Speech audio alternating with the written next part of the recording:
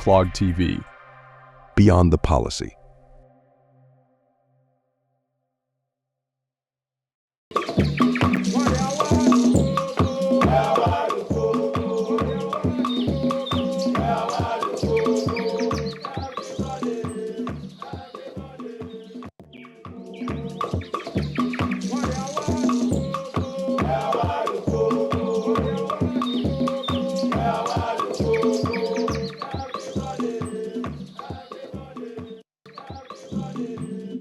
Welcome back to the Cocoa Digest Morning Show. If you are just tuning in, this is the Cocoa Digest Morning Show.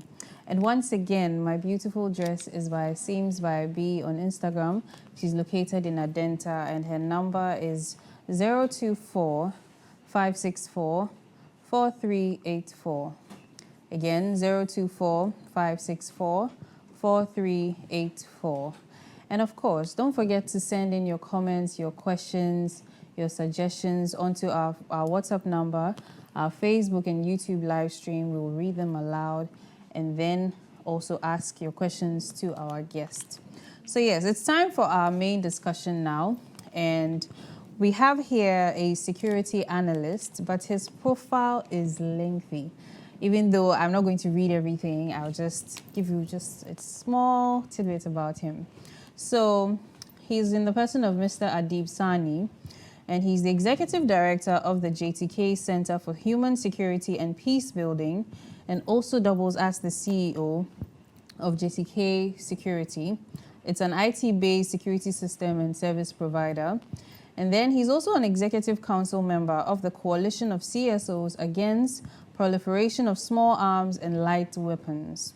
He's also a Small Arms Commission Validation Team member on the Legislative Regime on Conventional Arms Regulation. And then he has a master's degree in Defense and International Politics from the Ghana Armed Forces Command and Staff College. And lastly, I'm sure you can see how long it is. Even this is half. He is also certified in cybersecurity and forensics, terrorism and counterterrorism, and security intelligence, as well as forensics from the Leiden University. Hello, Mr. Adib Sani. Hello. Thank you so much for joining us today. Thank you so much. You make me look like a big man. But you are a big I'm man. some small boy in my little corner. Anyway, thank you so much for the honors. Yes. It's good to be here. Yes. And we're also glad to have you here to educate us on security. So let's get straight into it. What exactly would we say is security, or why is security necessary? Or safety, yes. Yeah. All right, so I think you answered part of the question. Security is to be safe from harm. Okay. And the fear of harm. Okay. So, Yaira, if everywhere is secured, but you are scared that when I step out of the house, I might be attacked by robbers. Yeah. It's a state of insecurity. Okay. So it is psychological also. Okay. So to be a secure society means for people to be physically safe from harm and psychologically safe as well. Okay. That's what it means. So before we get back into the security, can you touch on your background and training a little for us? Well, I think you've mentioned some, but currently I'm a criminology PhD candidate at the University of Cape Town. Okay. I'm a member of the AU mediators role. I've done a couple of courses that qualifies me to be a member. I work within the CSO fraternity in promoting human security to be upheld as a comprehensive framework to dealing with the myriad of security challenges we face as a country. The focus has always been there's fighting in Boku, so deploy soldiers and police. But what we are saying is, in as much as it is important to have soldiers and police to stop the fighting, we need to approach it holistically by ensuring that people have access to basic necessities of life. Young people have jobs. People have where to sleep, water to drink, access to medical care. By so doing, what you are succeeding in achieving is giving people a lot more to live for than to die for. So if there's no job, already my life is useless. And someone comes to me with a gun, I would hop on, okay? But if I'm educated and I understand the nuances, I would go like, this gun he's given me, is it worth fighting for him? Or a politician comes to me during an election, I need muscles to go do something. If I'm educated, what I would first ask is, your son, who is of age, why don't you bring him to lead us? You know, but if you are not educated, you don't have an understanding of politics with a pittance of 20 cedis, 50 cedis, you would go on a suicide mission. Then I also do the security systems, you know, security infrastructure, CCTVs, tracking devices, and the rest. Yeah. All right. So can you tell us a little bit about your personal experience as a security analyst? Well, I have many people coming to me almost on a daily basis. I mean, this phone I'm using, it's an old phone. I don't have money. I hope today you sort me out. It's been stolen twice. Oh, wow. But you've been able to... Oh, I'll come knocking on your door. Oh. I'll just come knocking on your door. So we are able to provide such services as well. Aside that, I've realized that mostly Ghanaians are reactive to issues of security rather than being proactive. I remember this individual I thought would need tracking devices for his fleet because he had a lot of vehicles. I mean, it was today, tomorrow, the day after, next week. He was very adamant until the night that his vehicle was stolen. He called me at 10 p.m. I was like, Adib, I can't go to bed without the trackers. Let the boys come at 10 p.m. to install the trackers, you know. So I always go like, why wait until something happens? And I think it's a general Ghanaian attitude. We should ensure that we take our security serious. It's not the preserve of the men and women in uniform. Okay, when you are in your home, and you call, even let's say you call the police line 18555, how long would it take them to get there? That is why we always say that at the very personal level, you have to exercise a great deal of discretion and ensure that you keep a clean security hygiene as an added layer before the state comes in to protect you. I mean, I have a whole lot of personal experience because I've been victim of crime also. I've learned bitter lessons, and I hope that our viewers watching us would not make the mistakes some of us have made in the past and take the necessary precautions to ensure some level of safety. Okay, thank you very much. So when we say security or safety, are there types? Yes, we have the personal security. We have security at home. When you are in the streets on your way to work and from work, you need to exercise some level of security as well. When you're at the workplace, there are office environments in which people pretend they are coming to do business, and the next minute they are picking your laptop or your phone. I know a lady friend of mine who is a receptionist. She had her Apple MacBook on her desk. Someone came around, I'm looking for so and so. So when she left to go call the person, this individual had taken her. And God being so wonderful, she called a cousin of hers at SEC. Someone came to pick my laptop, just in case, I'm just telling you. And lo and behold, the person went to sell the laptop. To him. Can you imagine? Wow. You know, and so we all of these are types of security. Can you touch on each for me just a little so that we get a better understanding? All right. So let's start from the home. Yes. Right.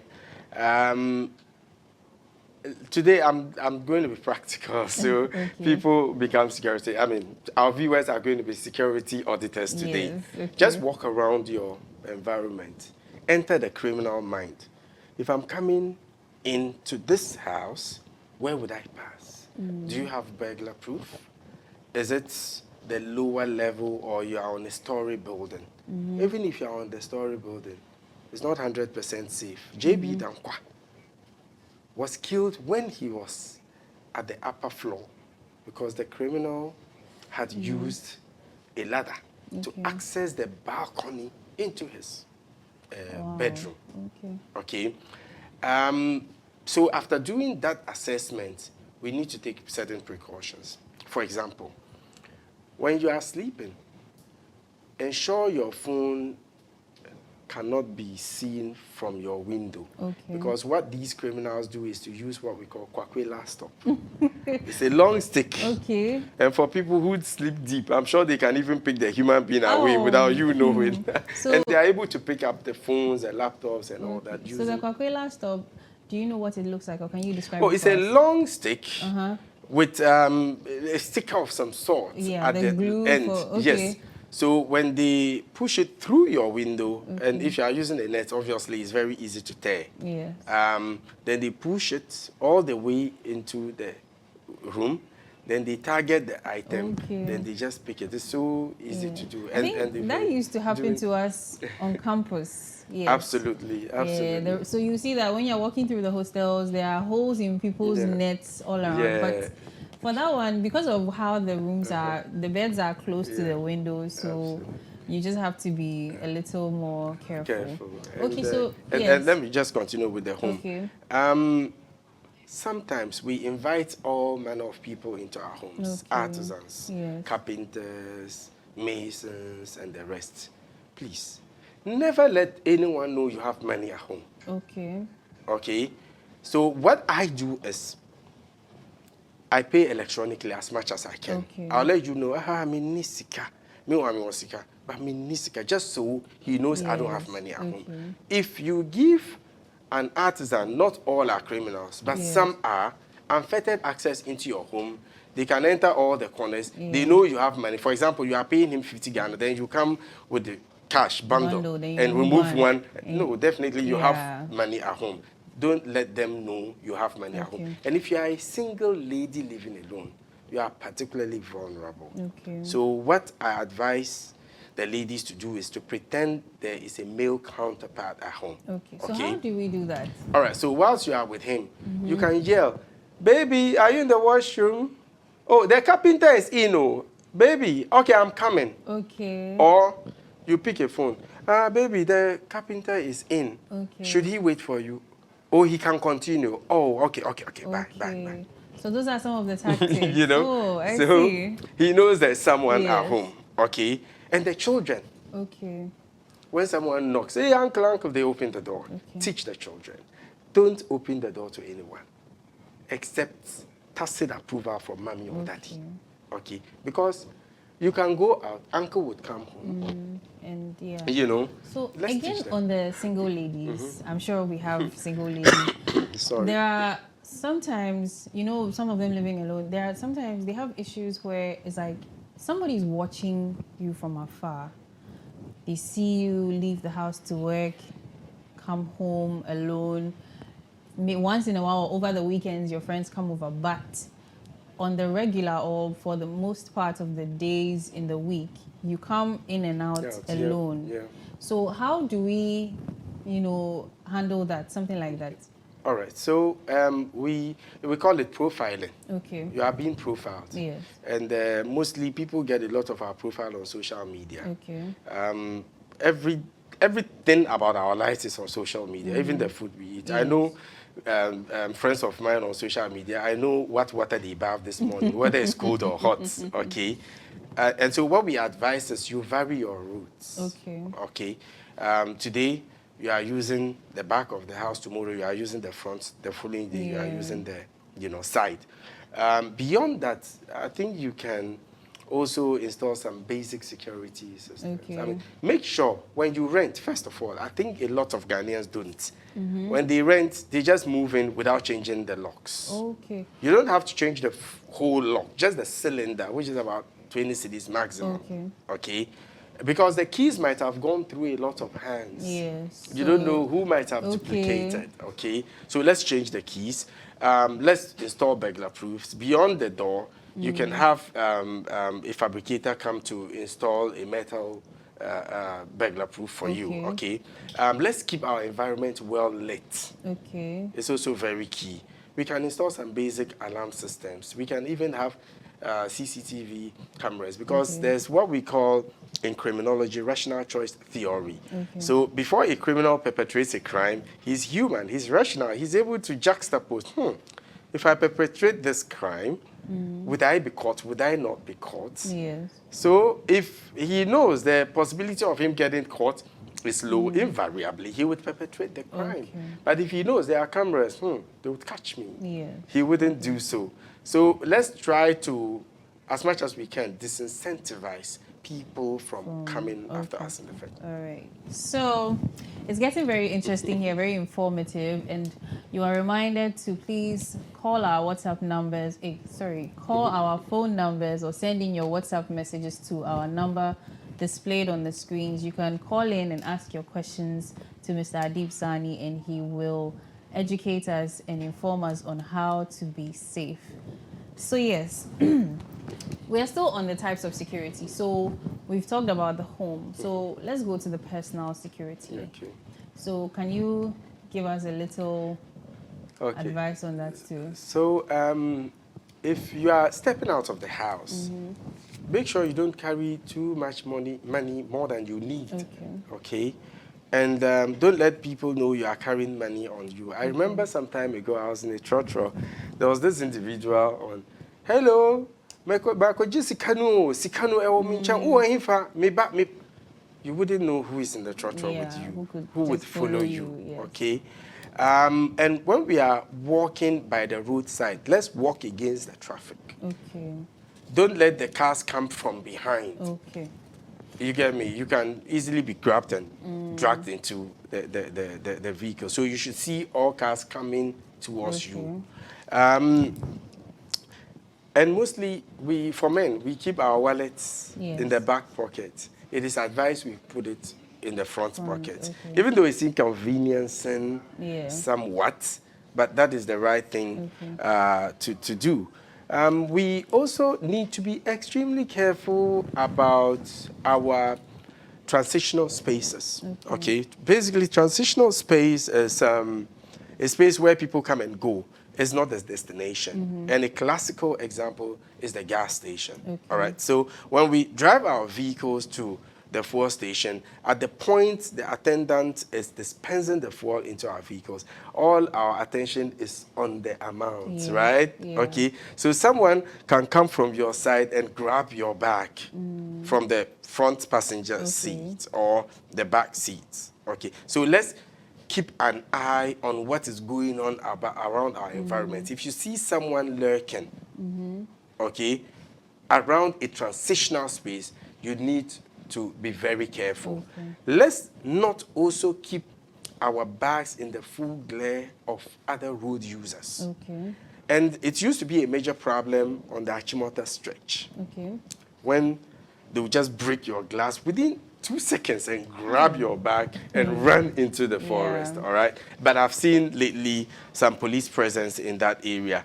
When you are parking your vehicle and you have a bag in it, put it in the trunk. All right? Don't leave it there. Even at the airport, it used to happen very often. So because when people see it, a criminal might think there are valuables in there. And one more thing. If you are driving late at night, sometimes the traffic, it turns amber, so you can sometimes it works, 1 a.m., all right? And someone walks up to you. And if you are driving at that time, please keep your windows up. Someone walks up to you, Coco, hello, your tire is going down. Please never step out of the vehicle, all right? And if you are driving and you feel someone is following you, and I think it's something that we don't do, make sure you are conscious of your environment. Someone is following you. What you do is simple. Just drive to the nearest roundabout. Go around 3 times just to confirm whether indeed he's following you or not. Because it cannot be a coincidence that the person would go 3 times, okay? And the first thing to do is to drive to the nearest police station. If there's no police station, you drive to the nearest public space and seek help. So I have 2 questions. For the pedestrian, I mean, I think about a week or 2 ago, one of our co-hosts, my co-host Clement, he was just walking up to meet the bus that picks us up at dawn. he was dressed sharply, you know, he's coming to be on TV, right? And he got attacked.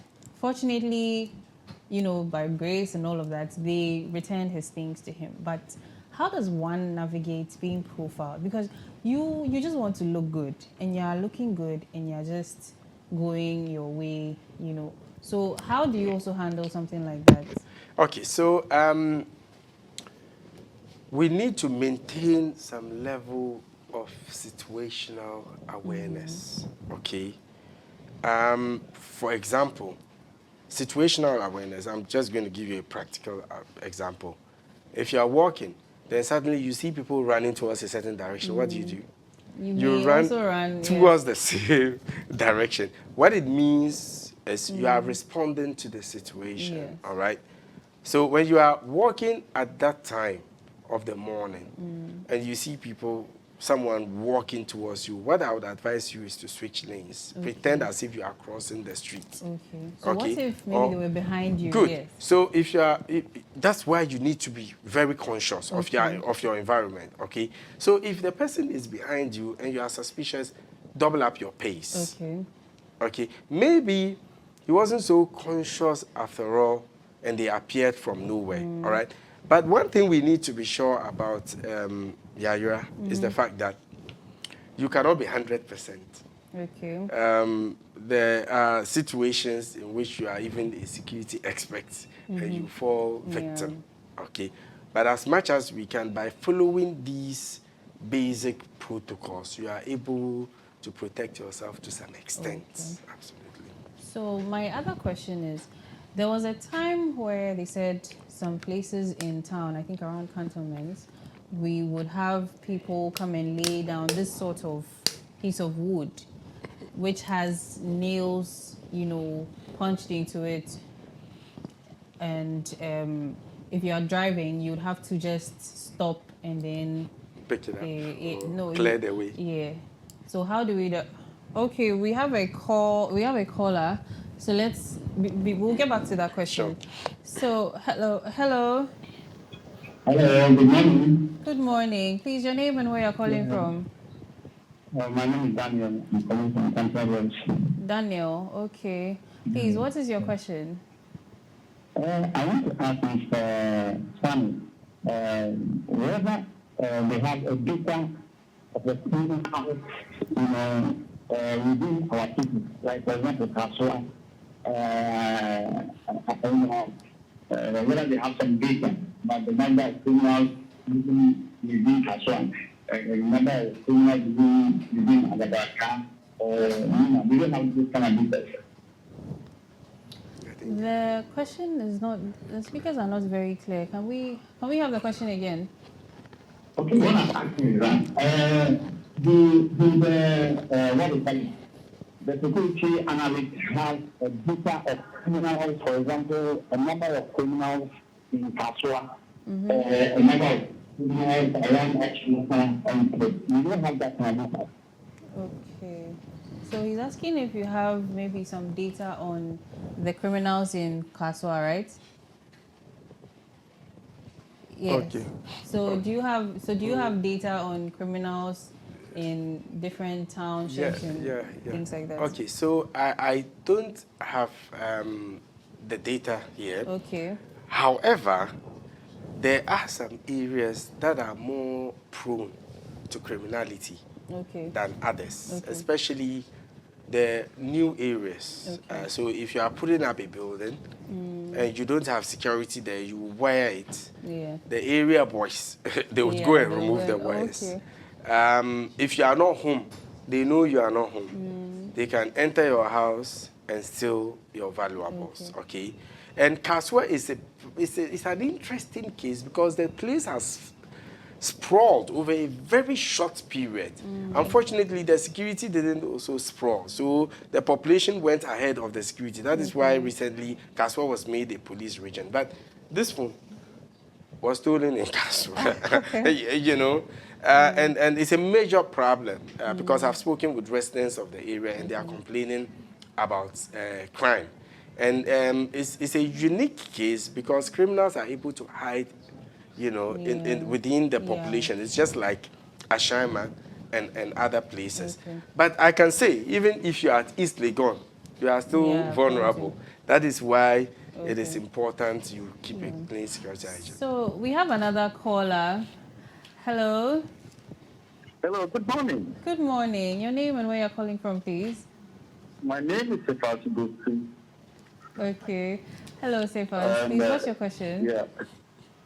And I just want to commend you guys for the topical issues that you keep discussing on your set. Thank you very much. But this question goes to Abuse Prime. I want to find out. We currently are aware of the nature of the motorway, the unexpected potholes that one encounters. Aside that, in the evening, it can be that dark.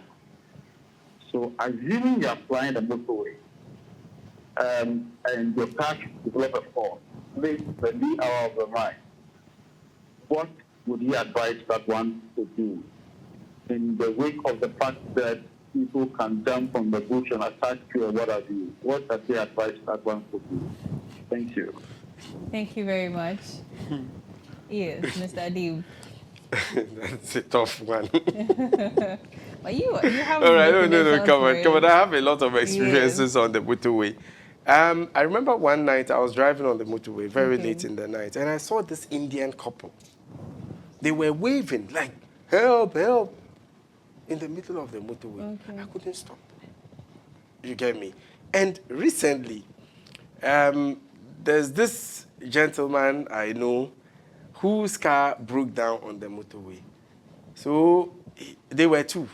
He left his colleague inside the car and was walking towards the Accra Tema side of the toll booth to seek help, when some two individuals on a motorbike rushed and attacked them. So what I would advise you do when your car breaks down on the motorway at night is to quickly, first of all, call the police. Okay. And the police line is 18555. Because mostly they patrol around, and motorway is quite accessible, so they can dispatch men from either Tema or Accra. Secondly, some would say, oh, stay put, sit in your car. But you are a certain duck, so to speak. You can be attacked. That is why we would also advise that you keep some level of consciousness about your environment, okay?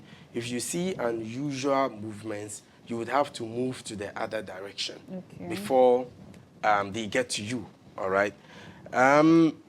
If you can also get someone to stop and help, I think that would also be a bit of a lifesaver. But it would be very challenging to get anyone to stop at that time of the night. But if you are able to, I think that would help also. But ensure that the vehicle is locked, the key is on you, the windows are up, so you can stay a little distance from the vehicle. Even if you can position yourself such that someone walking towards the vehicle might not notice you, that would also help. So would you also suggest that the motorway should be more lit than it is now? Absolutely, absolutely. It's too dark, I must say. I mean, some time ago it was well lit, but within a very short time, the maintenance culture, it's always a challenge. And so thank you so much, Mr. Sefas, for that question. Thank you very much. So there's a comment here. It says, enjoying the conversation. Watching from Ablekuma. This is Matuk Michael. Thank you for your comment. Okay, so we have another caller. So, hello. Hello. Hello. Good morning, and your name and where you're calling from, please. Yes, I'm calling from Eastern Region. Pardon? Eastern Region. You're calling from Eastern Region. Your name, please. Please, Daniel. Daniel. Okay. Daniel, please, what's your question? My question is, when you are on bike in the evening and you are riding, and someone tries to use a torch on you, Okay. should you stop or you can continue riding straight forward? So, are you saying someone tries to use a torch to stop you, like a policeman or just anybody? Not like that. Even if it's an attack. An attack where the person uses a torch? Yes. Okay. So, Mr. Adib, I wonder how you can be attacked with a torch. so Because- you see yes. the policemen use Yes, the torchlight yes, so they to may, flag you to yes. stop. I mean, or to slow down. Yes. So Because they you are headed pretending- towards. Yes, you are headed towards a checkpoint. Yes. Okay. That is why you need to be very much aware. Okay. Are they police? If it's a checkpoint, you have no option Yes. but to stop. All right. But criminals also can pretend. Yes. So I think sometimes that's what to- he's asking. You know, there's this video of a transport company, I think a minibus on its way from Kumasi to Accra, that was attacked by robbers. Yes. And the video, was put on social media. It went viral. When I watched the video, I realized the robbers were using torch. Okay, and so it becomes a very difficult thing for you to notice. That is why, from a distance, you can just give them a microsecond high beam, okay, to be sure who is. they are. If you are not sure about them, you stop and take a U-turn. Okay. All right. But if they are police, of course, you would definitely have to stop at the checkpoint. Okay. So we have. And but I'm particularly, interested. I'm wondering why he said if you are on a bicycle. A bike. Yeah, So that maybe a is what- motorbike. Okay, maybe, perhaps. Yeah. So, okay, we have a few comments. She says, I'm Millicent Deti from Dobro. Hi, Ira. Good morning to you and your guest. He's doing well with the explanations. I'm enjoying the conversations. It is my birthday. Happy birthday to you. And thank you for your comments. Okay, so the next one is still typing. So yes, back to the personal security. I was asking about the fact that sometimes you may be driving. I heard some stories like that some time back. And then as you are going, then some people are just standing around, and then there could be this sort of plywood with nails punched on it, and then you can't cross over it, and you have to stop. And when you stop now, they come in their numbers and surround the car. How does one navigate something like that? Okay, so when you get into such a situation and they are armed, please comply. Okay. We call it purposive compliance. I don't know if you know about how Lucky Dube was killed. They stopped him in a vehicle with guns pointing at him. He didn't stop, so they shot through the vehicle. That is when it hit him. Then he also went to hit a tree. All right, that's how he died. In some cases, you have no option but to comply. Recently, we did a research on Momo operators and their security. And we spoke with a gentleman who was shot by robbers somewhere around Ashaima. I asked him how. He said, they asked him to bring them and he refused. So he went into a scuffle with them. And I told him, you are lucky to be alive. Look, our lives matter most. When they come in that way, please, just comply. Don't frustrate them, because if you frustrate them, they might hurt you. And don't make an attempt, if you can, but don't make it so obvious you are trying to identify them. Because once you identify, they can hurt you, knowing full well you might give the information to the police.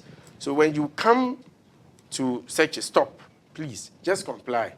But if you are a bit distant from where they have placed the wood and the nails, you can reverse, then take a U-turn. All right. So when it happens like that, where you have been robbed totally, even probably stripped into your underwear, what's the way forward from there? That's one of the questions and the reasons why people may try to, fight back. Yeah. When it happens that we first seek help, you can get a passerby to ask where the nearest police station is. Go straight to the police station, all right? Maybe the criminals could still be around. So when you speak with the police, they are able to call and you know, they would all be on the lookout, and who knows, the criminals might be apprehended. Yeah, okay. So we have a question here. This one says, my name is James and I'm enjoying your program so well. As an Uber driver, there are some areas of security concerns and we are not encouraged to go. Example, Teshinungwa and Ashaiman. Now, I pick a rider at midnight and the destination is Spintex. But in the middle of the trip, he or she adds a new location, which happens to be Teshinungwa, which I would originally not want to go for security reasons. What do I do in a situation like that? Thank you, James, for your question. Very important question. Yeah. You would need to confirm from the person, are we going to your original destination? Mm-hmm. If he's going to change later, then you say no. Okay. And you should also learn to trust your instincts. Okay. Sometimes it can hit you. Yes. Trust it. Okay. Don't go for that trip. Okay. And if you are a passenger, what I would also advise is don't sit in the front passenger. Yeah. Sit at the back, not directly behind the driver, yes. but the other side, so you're able to see his hands and whatever he's doing. And if he's taking a detour, going a certain direction you're not comfortable with, you draw his attention and you know. So we are still on the types of security since we seem to have a lot more. And yeah, you're sorry to cut you. If you're an Uber driver and you pick a passenger who gives you a drink, I beg you, I beg you, don't drink it. It's happened to someone I know. He drank it and that's all he remembers. Oh, wow. You know? Okay. So it's very important to take note of that. Okay. So let's move to the workplace security as well. If you can give us a few tips on that too. So I would expect managers to dedicate resources to ensuring a safe environment for their workers as it enhances productivity. Security systems should be installed, like biometric access control systems. So you don't have just anyone walking into the studio mistakenly, oh, I thought I was going elsewhere. Maybe the person could be doing that deliberately. CCTV cameras are also very important because the office space to some extent also is a transitional space because people from outside come and go, all right? So some people might pretend to be business partners, then come pick up your phones and other valuables from the office. Beyond that, if you are staying late in the office, make sure your doors are locked. And there should be security as well. Okay, we have a caller again. So, hello. Hello, good morning. Good morning. Your name and where you're calling from, please? Please, I'm calling from East Lagos. Okay, thank you. Please, your question. Please, I wanted to ask, in case you are in a car, like you bought an Uber or something, and a driver is on a call. Sorry, could you and lower sometimes you don't... your TV sets behind you? We're getting feedback. Please, can you hear me clearly now? Yes, it's better. Yes, Okay, let's go. in case you bought an Uber or Bolt or Yango, and you realize that the driver is on a call for a long time, and you don't see any urgency of the call, maybe like just a normal casual call. What do you do as a passenger in case of, in the essence of your safety? Okay. You ask the driver to drop the call because under the road traffic laws, you are not supposed to be speaking whilst driving, unless you are a security agent or other specified persons as enshrined in the law. It is even rude, by the way, for someone to be driving you and continue being on the phone. So I expect that as a passenger, you know your rights, and you simply ask the person to drop that call. If he doesn't, then you end the trip and give him a review. Okay.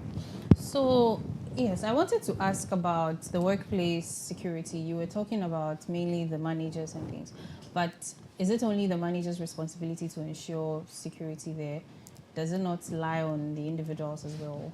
Yeah, the individuals also do matter. Okay.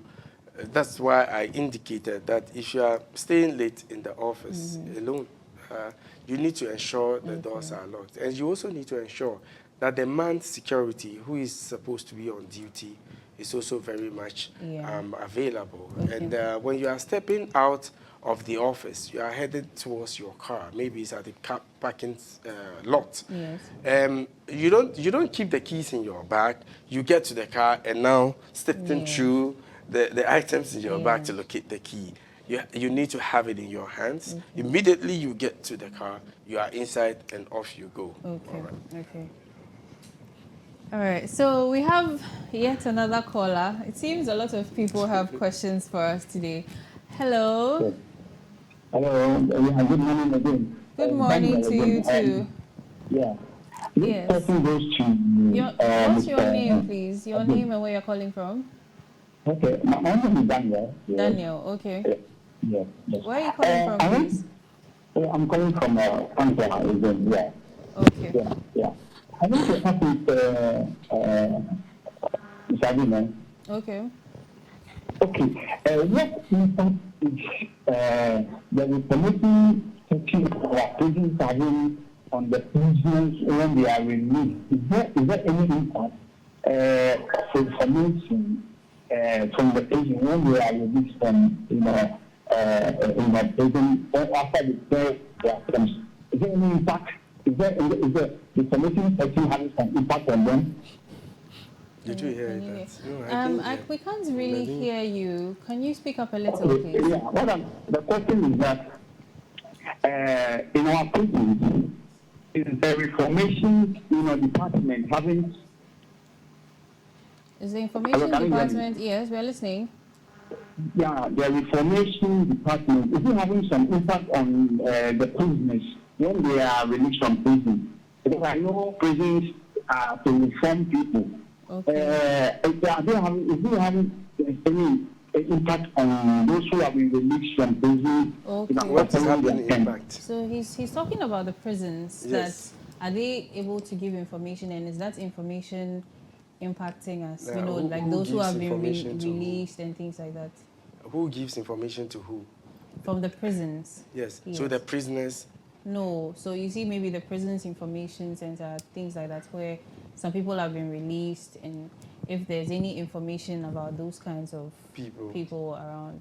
Okay, so for example, if I get it right, if you go to advanced jurisdictions, when you pick up your phone, you are able to know sex predators around your Okay. neighborhood. Okay, and in some cases, they are able to tell them, hey, you are being released. You should stay a kilometer away from any child. Yeah. You know, you shouldn't go near a playground. Okay.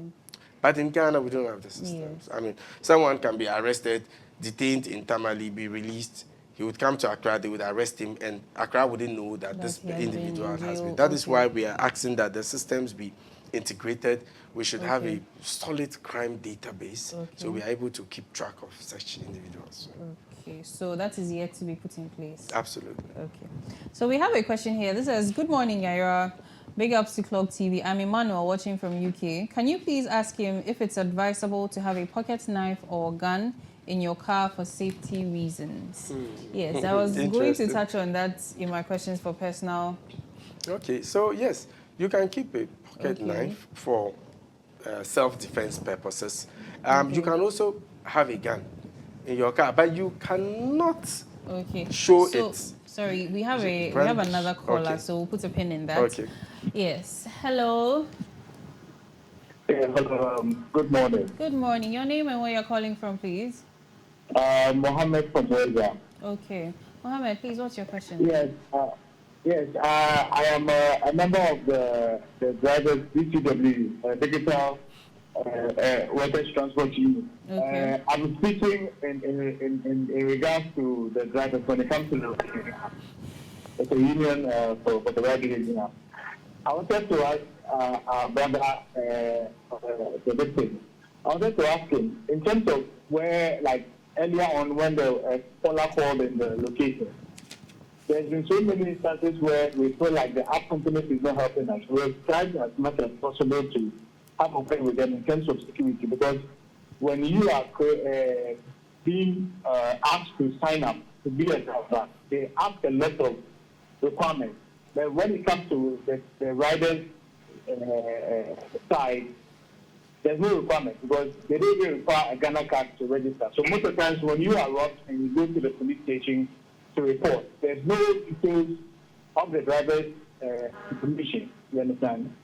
So what can we do as a newly formed union? Is there a way we can actually acknowledge us so that we can have a dialogue with the app company so they can have a like sort of a security? So even when the person robs and you go to the police station and you report and you ask the app company to give details of the driver's info or the rider's info, sorry, we can be able to get them. So that is my question. Okay. It's a very important question because safety on our roads is paramount. And we are most vulnerable. You know, when you are seated in your car, you have a false sense of safety. That is when you are weakest, to be honest. I mean, that's when you can easily be targeted. So what I would advise is if he can get in touch with me, we can organize a system for them. Okay. So it's a tracking and fleet management system. So they know where all their drivers are. If anyone is in danger, there's a button in the car. All he has to do is to press it, and it will send an SOS message to some numbers and let them know where he is or where he is in danger. You know, and it's very simple, all right? So immediately, maybe in the heat of the movement, the person cannot pick a phone to call the police, all right? Or his phone might even be stolen. So those at the other end, you can easily call the police and let them know where the driver is in danger. All right, it's a very simple system that we can provide for them. We'll come to that, maybe a little advertisement. So yes, back to the carrying a pocket knife or gun. Yes. You are not, in security terms, we call it brandishing. You can own a gun as a civilian. It's a long process. You first of all have to write to the Ministry of Interior justifying why. The Ministry of Interior would forward your information to the police. Police would conduct background checks on you, write back to the Ministry of Interior and tell them, you are clean. Ministry of Interior would give you the go-ahead. Then you are given a permit to obtain the gun. After obtaining the gun, you still cannot use it. Because the permit only lasts 6 months. Within that 6 months window, you can obtain the gun from a designated guns dealer, all right? Then you take it back to the police, who would then license it, and at the end of every 31st December, it expires. So even if you register your gun on 30th December, 31st, it expires. So 1st, 2nd, you have to renew your license, okay? However, you are not supposed to brandish it in any way, all right? And I mean, I know people go for these weapons, but you need to provide justification. In fact, the police would even follow you home to see where you would keep the gun and whether you really need that gun. Okay, so you can own it, so far as I am concerned, and you can also keep a pocket knife on you. Yes. So we have a comment. So good morning, Coco Digest. I'm watching from East Legon. This is Ohima Aluki. Hello to you, Ohima. Then we also have a question here. It says, please, good morning. I'm Chris, watching from Ashalaja. I love this show and keep it up. Please, I want to use this opportunity to ask if your next episode won't be shown to us because it's already 10. Thank you. We had a few technical hitches, but we will end very soon. So, let's take a quick break. Right after that, we will be talking more about security and safety here, personal security, home security, work, every kind of security. We'll be right back.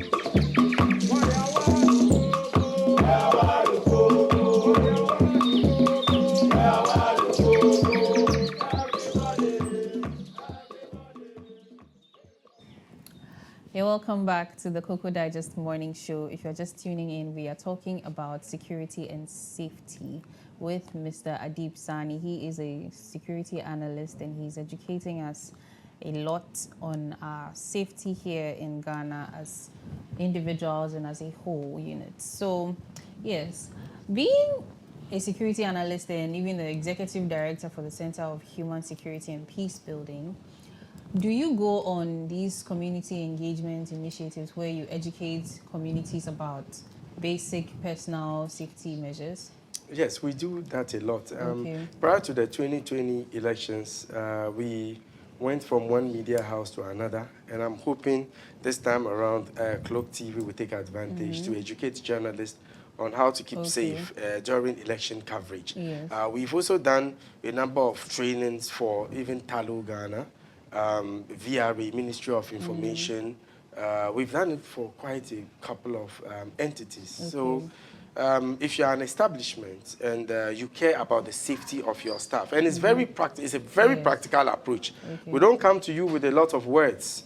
We show you videos. These are the mistakes these people have made. So how do we not repeat those mistakes? So if you're a corporate entity and you are interested in getting your staff trained on how to keep safe and how to keep the environment safe to enhance productivity, you can get in touch with me and we can organize that. So what about the communities, you know, from the illiterate to semi-literate, marketplaces, you know, people out there in public? What about those groups of people? One of the markets we went is Boshe International Market at Medina. Okay. I've also been to a number of Islamic events also, and even churches. I do go to a lot of churches to educate people on how to ensure safety within their communities. Mostly, if we are, you see, we are spoiling, so to speak.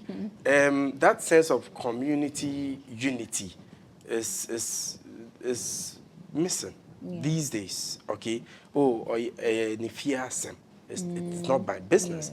Knowing full well that if your neighbor's house is on fire and you don't help, it will soon get to your tent. Okay, that is why it's critical that we come together as communities and form neighborhood watchdogs. All right. For example, Tesano, La Paz, towards Kwashiman, there's a neighborhood watchdog that is doing a lot of work. Okay, I've met them. We've discussed about their challenges, the fact that they lack the funds and the logistics to be able to do their work. And so as communities, let us come together. Don't be too pepe. 100 CDs, 100 CDs a month, or even 50 CDs a month. So you organize it collectively and give it to these boys to keep you safe, at least. It's not too much to do. Okay. We couldn't even get into the legal aspects, but I would want to ask, we're in the rainy season, floods, we are, you know, flood-prone areas and things. What are some of the tips you can give us on managing, you know, some of these disasters and finding some shelter or safety for ourselves? If you are renting, they say rent during the rainy season. Or if you are building, or if you are buying a plot. I mean, dry season is all dry and nice. Wait until it's rainy season, okay? And if you are not sure about your route when it rains, please don't use it. And when you come and see stagnant water, you are not sure about the depth. So usually what I do is I wait for the next car to come past. Then I'll know, oh, okay, I can pass. Maybe the next car knows the terrain. I don't. If you are driving into unfamiliar territory, I would expect that you exercise a great deal of caution. Okay, when you see water, don't be too confident in your car. It can sweep it away like a piece of paper. Okay, so what about, let's say, when it's raining and we are huddled up under one shed? You know, sometimes some people tend to take advantage of that. And then also, I think we've been seeing videos where there's a flood and people are trying to still get to where they need to get to, and then some people end up drowning. What are some of the safety tips you can just give us so that people will be mindful of how to navigate these things? It's better late than never. You know, if you look at my arm, it's an accident I was involved in. Guess why? Because I was in a hurry. I wasn't driving, but it was, you know, a vehicle I was not supposed to pick because I was in a hurry to get to another destination, okay? And I knew I had doubts about the nature of that vehicle just because I was in a hurry. Let's try to, as much as we can, even if you are huddled up somewhere away from home, to be very careful. Just like when you are entering trotro, in the heat of the movement, someone can dip his hand into your bag or your pocket, okay? Keep safe. And make sure you get huddled up, even if the rain beats you, to get to where you think it's safer. Please do that, especially at night. But usually when it's raining, I try to be indoors. Okay, unless it's an emergency. Yeah, but you are on your way and it rains. There's nothing you can do about that. Like that. There's nothing you can do about that. We didn't even get to talk about children's safety. I'm sure we'll need to bring you back for but the two. children need to be educated, please. Let's not think they are kids. They don't understand. The computer children of today understand more than we do. Build confidence in your children and build trust. So, tell them, if anyone touches your private part, talk to me. And if the children tell us their secrets, please, don't be dramatic about it, else she would not talk to you again, okay? When the child talks to you, reward him for talking to you, so we would have that free flow of information around the house, and you know if someone is predating on your kids. It seems we even just skewed the conversation to that kind of overt safety, and we neglected the covert ones. But let me just ask, even about, so putting it all together, the vulnerable, population that we have, the disabled, the women, the aged, and children. What are some of the safety tips you can give them? Well, these days we have a lot of flyers and posters all over the place, missing persons, and mostly sometimes they are mentally unstable. In some cases, they are old and frail. We have special tracking devices you can put on the wrists of that old man who loves to walk around and knowing he has dementia. So at any point, he can miss his way home, okay? Let us keep tap on them. Unfortunately, in Ghana, the systems don't work like abroad. I mean, if you are a senior abroad, the system takes good care of you. And I think it's one of the things Biden keeps saying, the fact that he's reduced the prices of prescription drugs for seniors, okay? The system takes care of you. But in Ghana, it's your family. And if your family is not there for you, trust me, it's going to be very difficult. So as much as we can, let us take care of the aged in our families, especially also people with mental issue. I know a lady called Fauzia. Goodness, when we were kids growing up, she had a mental issue. One day she stepped out of the house to date. We don't know where she is. Okay, so let's care for people who need special attention, all right? And not wait until something happens to them. So again, on the vulnerable population, would you advise that maybe at night, maybe young girls or in fact, just young people they should walk in groups, those kinds of tips for them? Yeah. And then also, for your company or for the work that you do, how are you able to generate funds to be able to do what you do very well? Oh, I mean, sometimes this look of you, someone is watching, so I don't want to say. The person will go like, oh, okay, so this is what you've been doing. All right, so a lot of the services we provide are for free. Okay. Sometimes when we do it, you are happy. Then you go like, oh, take this for fuel. As much as I can, I want to help society. Yeah. So I don't put money ahead of me. Even though some of the courses we do, if you are going elsewhere, it's going to cost a lot, okay? And I work also, so at the end of the month, something comes, then I use it to support myself. But in the end, it is for God and country, okay? That is why I wish to use this platform to appeal. Like I indicated earlier, if you have your staff, you care about their safety, just get in touch so we can come and take them through. Yeah. We can also provide security systems, tracking devices, CCTV cameras for your offices. At least it adds some layer of security. And we can also even do security audits. We can come look at your environment, assess the vulnerabilities, and recommend ways to reduce those vulnerabilities. Yes. So still on the children, as we've mentioned or we've established that you do the community engagements, markets and even at work, do you also engage schools with your talks? Yes. We've been to a number of schools. We teach the students. And sometimes, the school is immersed within a local population. All right, so you have predators coming in at night to peeping toms. Good, to see what's going on. We teach them how to keep safe when they are walking to preps. Okay, how do they do that? Do they do that collectively when they are walking back home? And recently we went to a school and the girls were complaining. There are dormitories, there's no washroom inside. So they come out of the dormitory to go to the washroom. And it's dark at night. All right. So I would also advise that school authorities take cognizance of this in structuring their buildings. So at least you have it enclosed, you have it locked. Okay. So no one can come from outside to harm them. And the girls especially wouldn't have to go out to visit. I think even back in school, we had situations like that where the walls are not high enough, so these People area boys, the school I went to, the area boys, they could just jump in and, I don't know, they do something bad to people. But fortunately, there wasn't, the guy was apprehended anyway.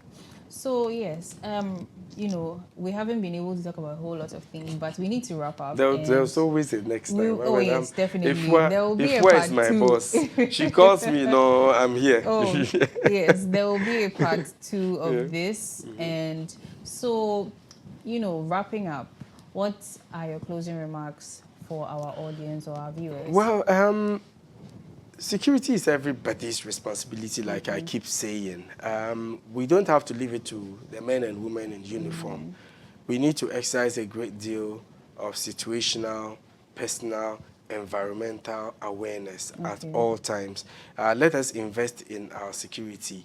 Don't be a firefighter, okay? Don't be reactive. Be proactive and teach the children, please. The children is very important, okay? And don't leave them exposed. And there's something we forgot to talk about. Social media. Yes. We give too much information on social media. With a click of a button, someone is able to know where you are at what time you would come home and all that. I know a lady who put out so much information. Thieves didn't just break into her home. They lived in her home because they knew when she would be coming. And according to her, what hurts her most is that pune yam they brought from the north for her. The thieves were able to cook the yam and eat because she has so much information on social media. Our children, their names, their faces, their uniforms, the schools they attend, what time we take them to school, what time we pick them up from school. Someone can pretend because he knows everything about your children. Go to the school and pick up the children. So please, let's be extremely careful. And like I indicated, you can reach out to me if you don't mind. I can give out my number. Excuse me, 0244 985099. 0244 985099. This is not commercial because most of it is for free. I mean, it's for God and country, just as part of our little contribution to ensuring the safety of all citizens. 0244 985099. Thank you. Thank you very, very much, Mr. Adib Sani. We will have you back here again so that we can talk more into detail about a lot of the security issues at stake here. Thank you so much. Thank you so much. Very informative. I'm grateful. We are also very grateful for your time.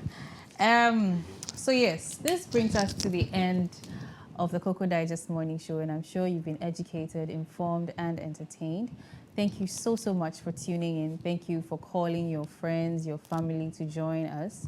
And thank you also to our production team for making this possible. Thank you to management. Thank you to you for commenting, sending in your questions, calling, everything. And a big thank you to Sim by B for my beautiful outfit. And she's on Instagram as Sim by B. She's located in Adenta, and I will read her number once again. I'm sure by now you've memorized it. But let me read it again. So 024 564-4384. I take that again, 024-564-4384. And of course, if you want to contact Mr. Adib Sani, his number is 0244-985099. Yes. So if you want to contact him to come and educate your schools, your community, your workplace, your staff, please do well to find him. He's also the CEO of JTK Center for Human Security and Peace Building. So you can also look for that institution and then contact them as well. So this is where I have to say goodbye to you, and I will see you again on Tuesday morning, same time, bright and early. Have a blessed day.